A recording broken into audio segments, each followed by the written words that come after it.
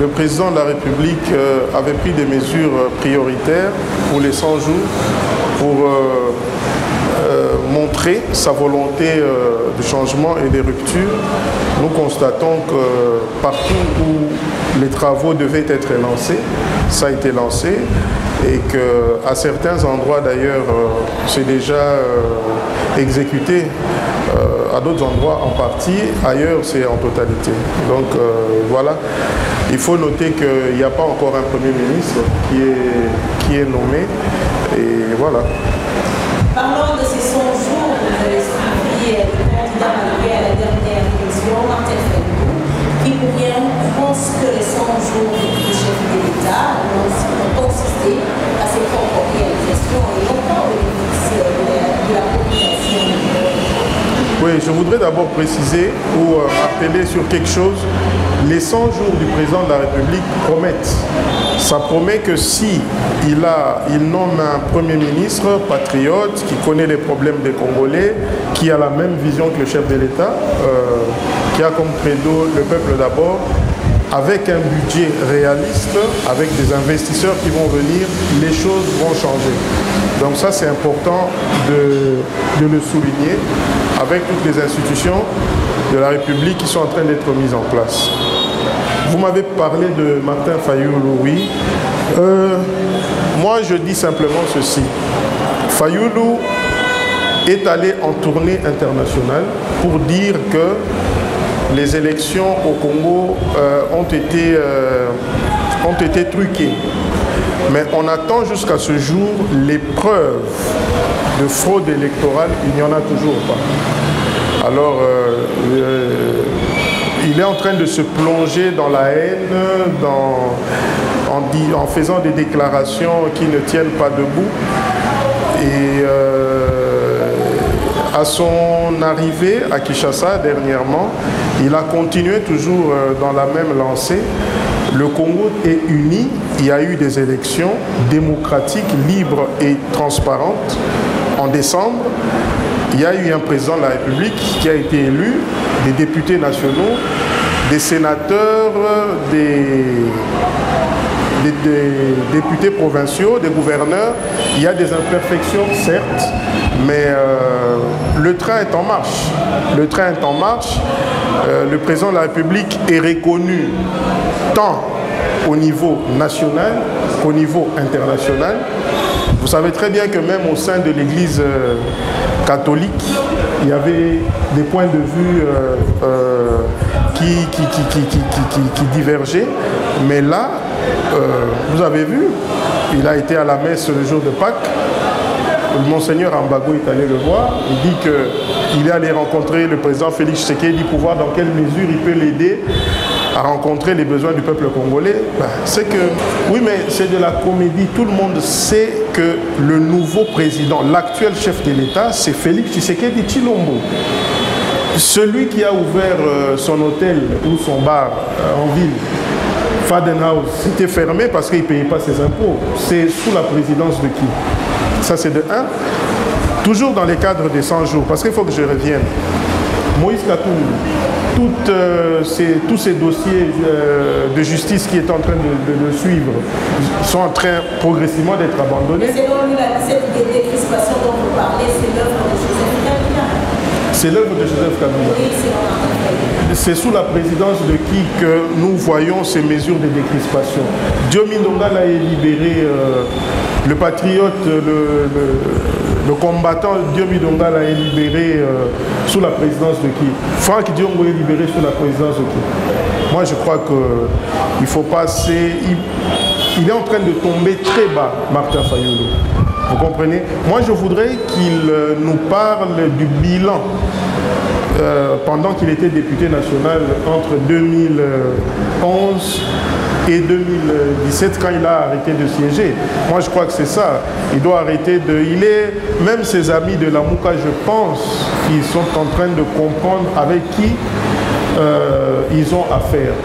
Lui a dit aux gens de la Mouka, Katumbi, Bemba et tout ça, et les autres, il leur a dit qu'il allait laisser le pouvoir après 2 ans pour organiser une transition.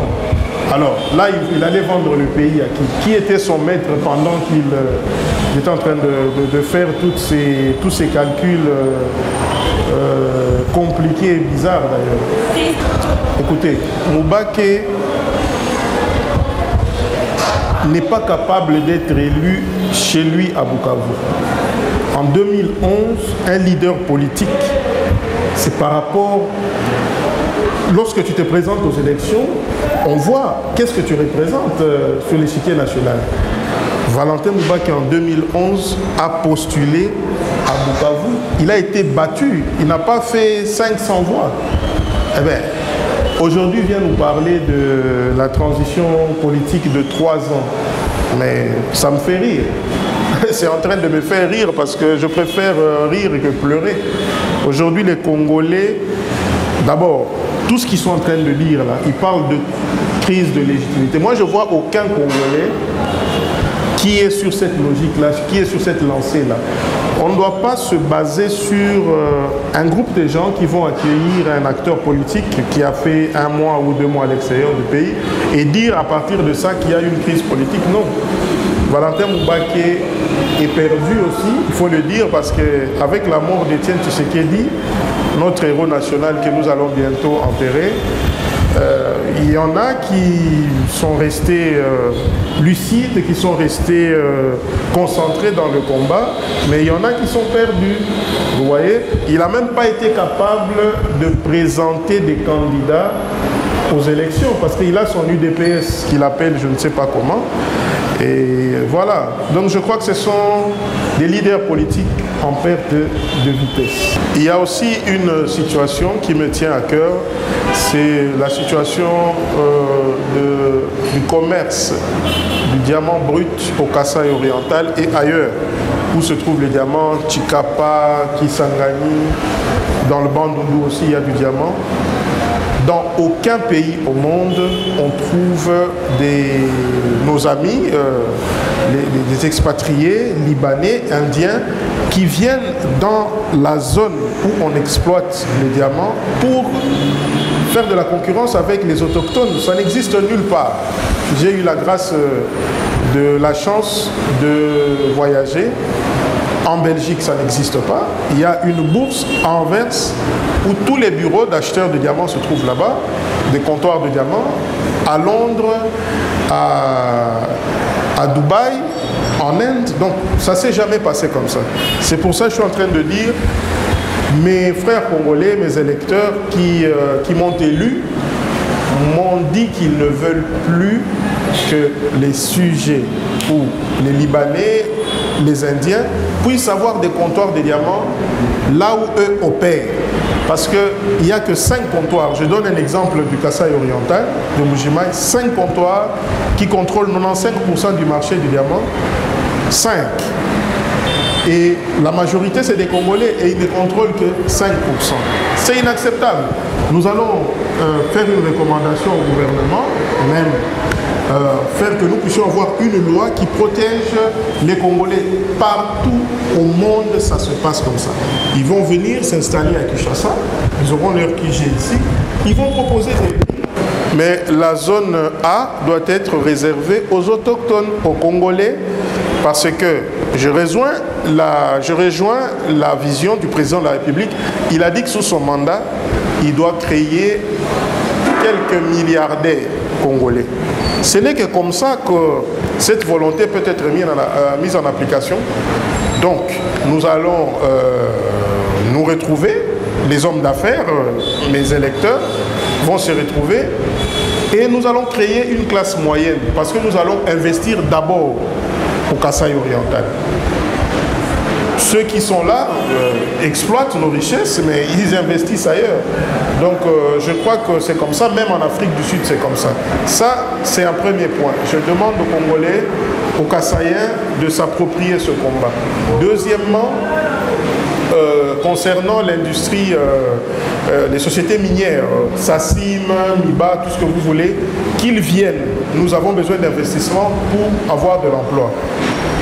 Mais quand ils vont venir chez nous, leur shipment, les Congolais ont aussi droit. Il y a beaucoup de Congolais qui ont des fonds, qui ont des moyens, qui peuvent proposer des prix, s'ils s'entendent, tant mieux, ils ne s'entendent pas, ils peuvent aller vendre ailleurs, ça vient à Kinshasa ou ça part ailleurs.